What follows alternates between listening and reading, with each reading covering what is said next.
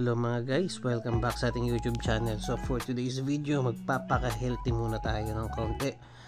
Ginisang repolyo with carrots and liver. So bago lahat, isang subscribe naman dyan at like. So syempre, ayan ang ating kawali. Lagyan ng mantika.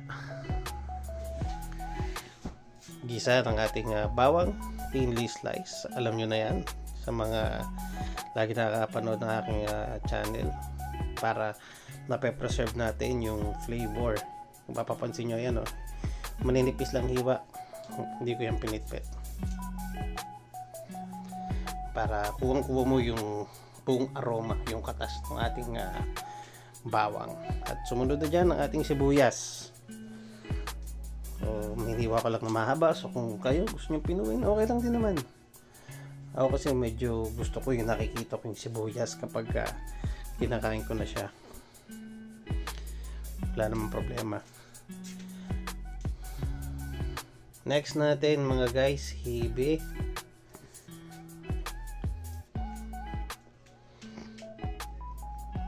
Any type of hibe, pwedeng yung tuyong-tuyo, pwedeng hindi naman. At ayun, halu-haluin natin.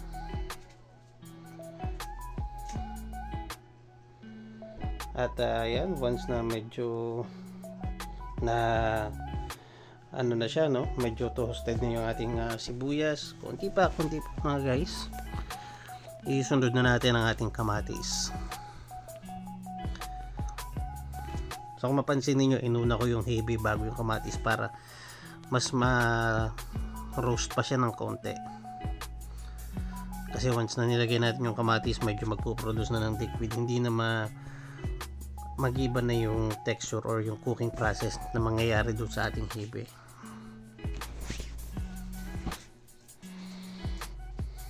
Ayan, pitpitin lang natin hanggang maging pasty at halu-haluin para iwasan ang paninikit sa ilalim.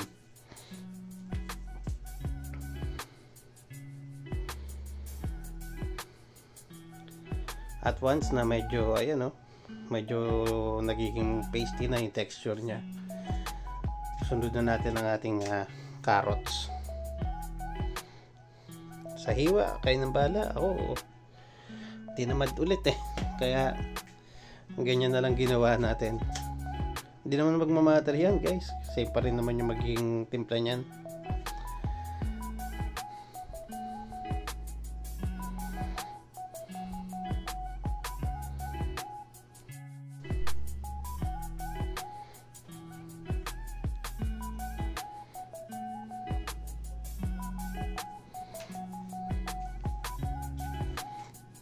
Medyo ginitna ko lang ng konti para mag-concentrate yung cooking process niya sa gitna. At ayan, halo-halo lang.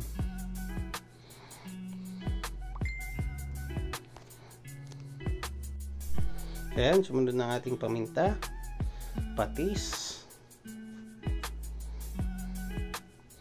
at syempre halo-haloin.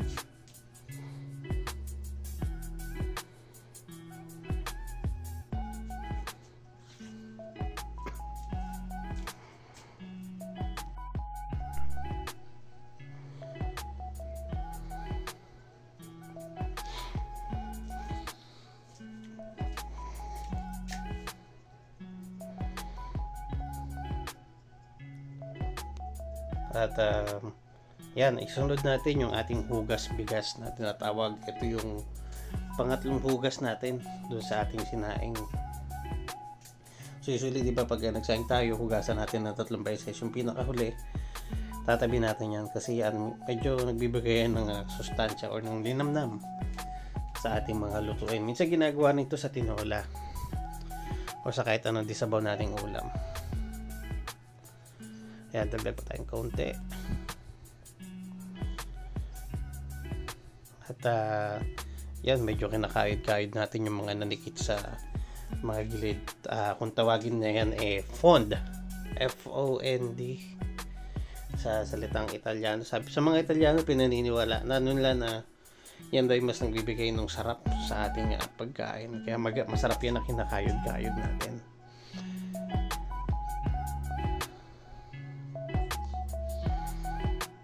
At yan, kung papansin nyo, medyo kumukulo-kulo na. Batch by batch nating ilalagay ang ating repolyo. Kasi kung ibubuhos mo yan ng isang bagsakan, hindi ubra. So yan, first batch muna tayo. Malakas naman yung ating apoy.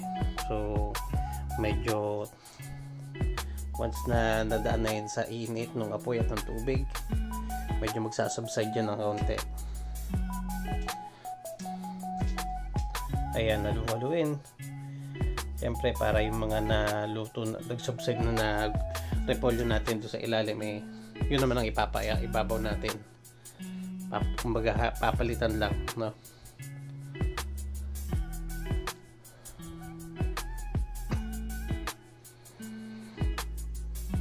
At yun, pwede na yung second batch.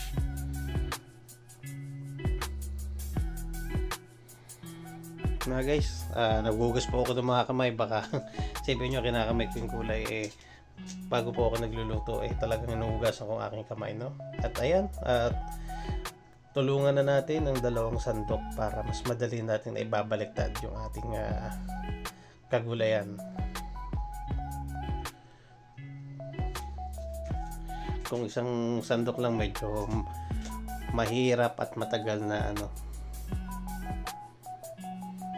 hindi ko rin siya maitos mga guys, kasi tatapon yan. Toss pa rin naman ng tawag pala rito kung di ako nagkakamali. Itotos mo siya ng ganyan, pero yung hahawakan mo yung itotos mo siya sa gamit yung hawakan ng sandok, baka hindi pala, baka tatapon talaga yan. So ayun, medyo kung mapansin nyo, no, tinotos ko siya para ipaibabaw yung mga nasa ilalim at medyo umimpis na, no? Pero mas paiimpisin pa natin yan ng kaunti mga guys. Ibabad lang muna natin siya ng kaunti at takpan. At yun, once na kumulo na, ayun, no, medyo mas numipis, nag-transparent na yung kulay ng ating repolyo. So mas halu-haluin lang pa natin ng kaunti pa para yung mga nasa ilalim na part maiwasan din naman nating malapog.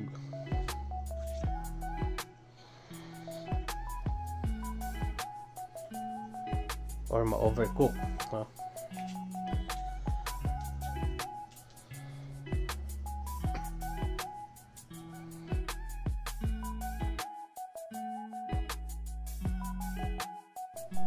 So at this point, lalagyan na natin ang ating atay ng manok.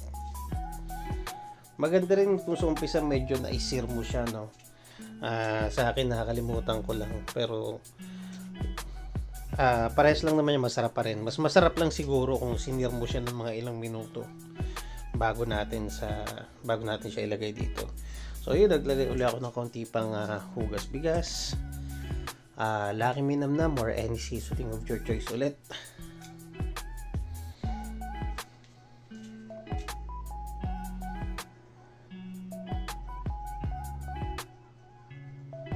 So yun, haluin lang natin maigi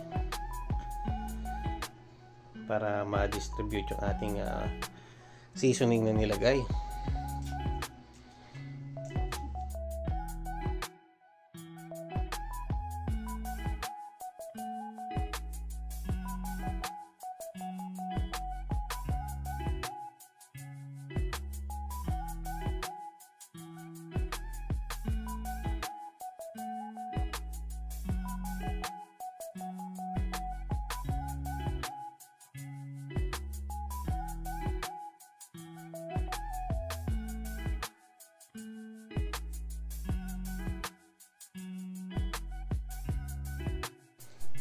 So yun, medyo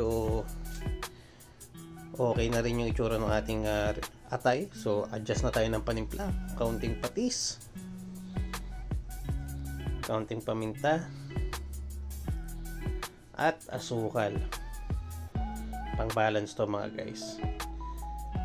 At kaunting halo lang, no? Kaunting halo lang tayo mga guys. At ano na rin tayo, halos patapos na rin sa ating niluluto.